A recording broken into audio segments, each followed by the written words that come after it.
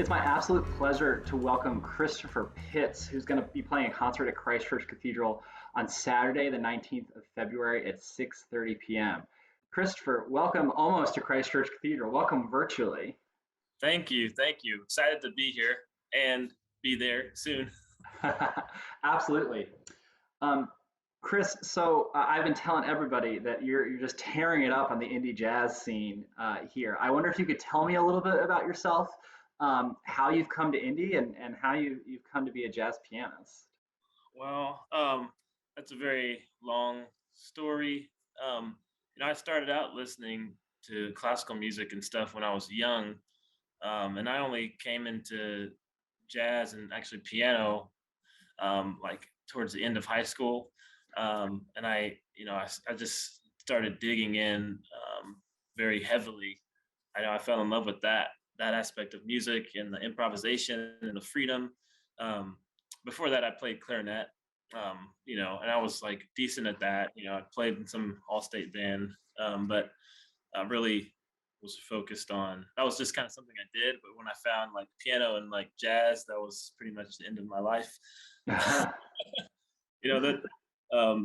so many hours just playing away, and then in college I played in like the big band and the jazz combo, and then started playing with people around town, older Yeah. musicians. I kind of learned like in a more I think maybe traditional way of just playing, and like playing with people that are better than you and absorbing and then taking that back to the practice room.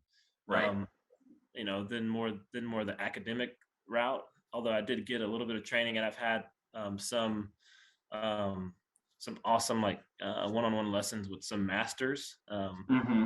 I had the opportunity to do a couple of lessons with like Greg Spiro, Taylor Ixty, Fred Hirsch, and Yeah. those kind of lessons just stay with you. It's hours and hours of practice for the rest of your life. Absolutely. Yeah. And I think what you were saying about working with people and then taking that back to the practice room, I think I teach improvisation for organists, and just me as an improviser, I think YouTube has like changed everything because you can listen to somebody and be like, wait a second, you're going to set my phone up on the music desk and play it over and over and over again. It's like I can do that. Like I'm not exactly sure what they're doing, but I can figure this out, right?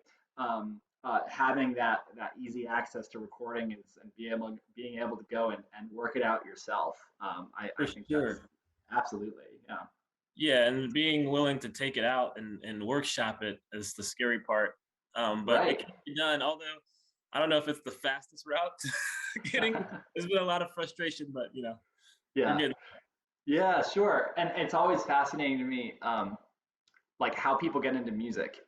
Either like, you've been taking piano since you could walk and it's always just been part of your life, or you come to it later. And I know for me personally, I mean, I took piano as a child, but like I was never super serious about it until like high school, until later in life, and I really dug in, like you were saying. And I think people who come to it that way come to it with such a passion of like you described it as like, and that was the end of my life, right? Like I totally know what you mean, that once that you flip that switch and like, man, this is it, this is everything. And getting to make that decision, uh, as a more as an adult person than just, oh well, I've been playing Rachmaninoff since I was 7. It's just what I do. Yeah, yeah, yeah. Yeah, it is like it's more of a challenge to try to, be more well-rounded, which, I try to seek out other things, but it's so easy to just get stuck in music land, which, that's a passion too, but you also got to kind of challenge that to make the music even better, because the music doesn't just come from music. Music comes from experience and life and all that. Totally, absolutely. Now, Christopher, where are you from originally? So, I mean, I'm originally born in Georgia. I was originally Atlanta, Georgia, Hmm. um, and I was a military brat. So I moved Oh, around. I lived overseas in England and Japan. Where I'm from, every 4 years, it's a I moving don't target, know huh? which 4 year block you're talking about. Right, absolutely. And then what drew you to Indianapolis?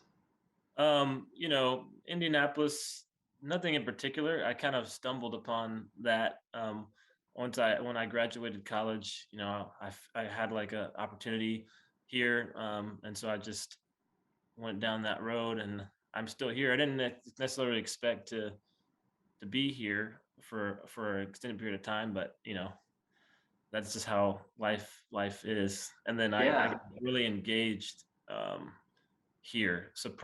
No, I won't say surprisingly, but I didn't know that much about it. But once I got here, I just kind of got locked in.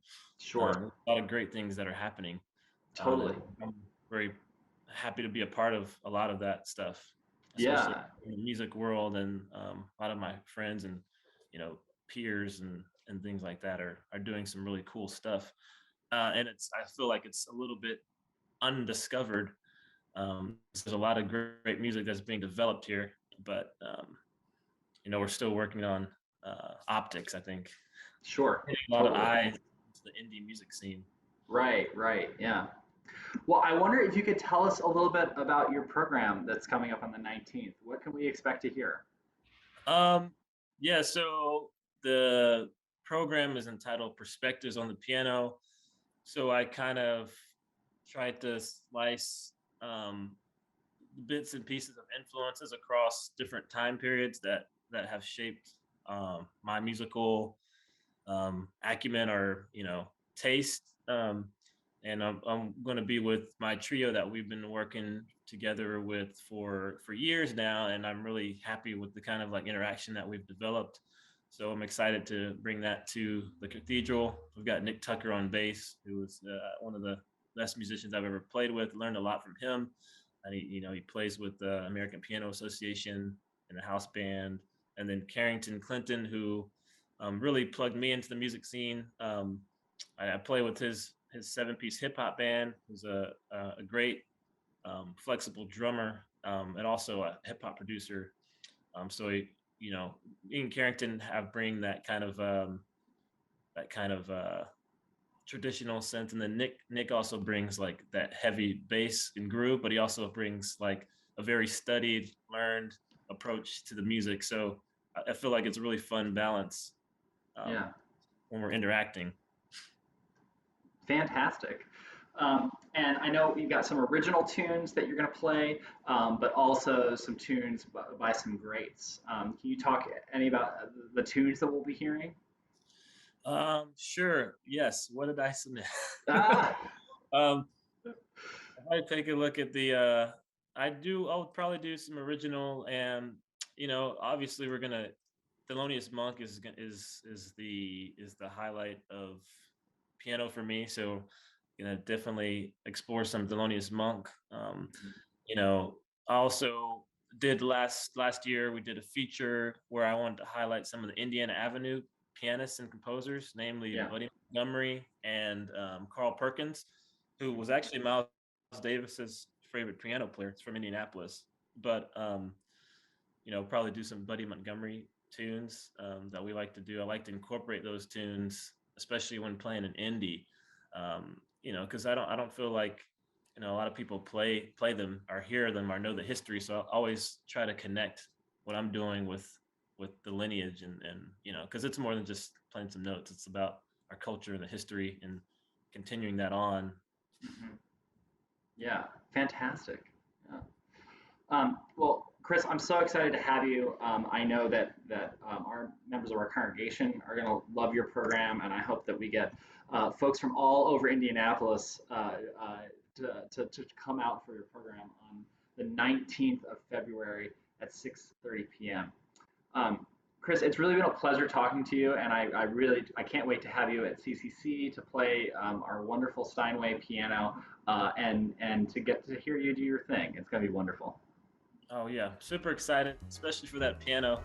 Yeah, Heard it's good, in good condition. totally, totally. Yeah. Thanks so much for chatting with me, Chris. I really appreciate it, and we'll see you on February 19th for your concert at 6:30 p.m. Thank you. See you there.